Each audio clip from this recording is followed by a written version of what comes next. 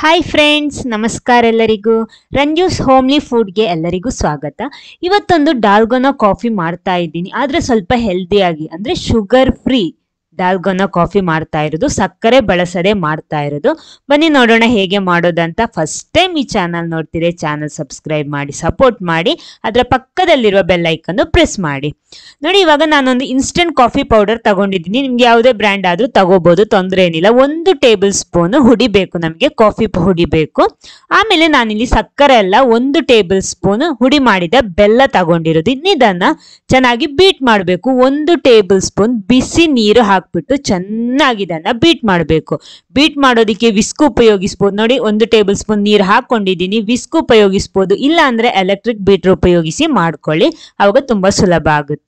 ನೋಡಿ, ಚೆನ್ನಾಗಿ ಬೀಟ್ ಮಾಡಿ ತಂದಿದ್ದೀನಿ. ಎಲೆಕ್ಟ್ರಿಕ್ ಬೀಟರ್ ಉಪಯೋಗಿಸಿದ್ರೆ 5 ನಿಮಿಷದಲ್ಲಿ ಇದು ರೆಡಿ ಆಗುತ್ತೆ.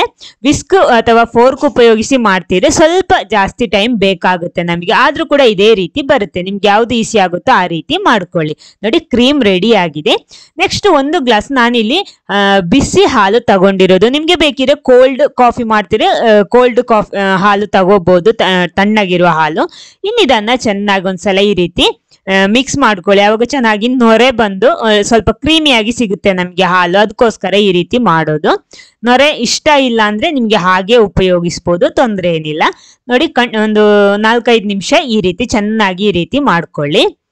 ಅವಾಗ ಒಳ್ಳೆ ಕ್ರೀಮಿಯಾಗಿ ನೊರೆ ಬಂದು ಸಿಗುತ್ತೆ ನಮಗೆ, ಸಾಕು. ನೆಕ್ಸ್ಟ್ ಇದಕ್ಕೆ ರುಚಿಗೆ ನಾನು ಬೆಲ್ಲದ ಹುಡಿ ಹಾಕ್ತಾ ಇರೋದು. 1 ಟೇಬಲ್ ಸ್ಪೂನ್ ಬೆಲ್ಲ ಹಾಕ್ತಾ ಇದ್ದೀನಿ.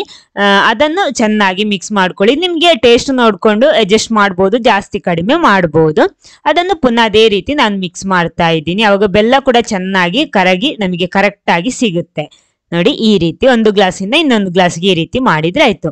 ನೆಕ್ಸ್ಟ್ ಇನ್ನೊಂದು ಗ್ಲಾಸ್ ತಗೊಂಡು ಅದಕ್ಕೆ ನಮ್ಮ ಈ ಡಾಲ್ಗೋನಾ ಕಾಫಿ ಮಿಕ್ಸ್ ಇದೆಯಲ್ಲ, ಕ್ರೀಮ್ ತರ ಮಾಡಿರೋದು, ಅದನ್ನ ಹಾಕೋಬೇಕು. ನಾನಿಲ್ಲಿ 1 ಸ್ಪೂನ್ ಹಾಕೊಂಡಿರೋದು. ನೀವು ಜಾಸ್ತಿ ಹಾಕೊಂಡ್ರೆ ಸ್ವಲ್ಪ ಕೈ ಆಗುತ್ತೆ, ಸೊ ನೋಡ್ಕೊಂಡು ಸೇರಿಸ್ಕೊಳ್ಳಿ. ಅದಕ್ಕೆ ನಮ್ಮ ಈ ಬಿಸಿ ಬಿಸಿ ಹಾಲು ಹಾಕ್ಬಿಟ್ಟು ಒಂದ್ಸಲ ಚೆನ್ನಾಗಿ ಮಿಕ್ಸ್ ಮಾಡಿದ್ರೆ ಸಾಕು. ಬಿಸಿ ಇಷ್ಟ ಇರೋರು ಬಿಸಿ, ಕೋಲ್ಡ್ ಇಷ್ಟ ಇರೋರು ಕೋಲ್ಡ್, ಅದು ಯಾವ್ದು ಬೇಕೋ ಆ ರೀತಿ ಮಾಡ್ಬೋದು.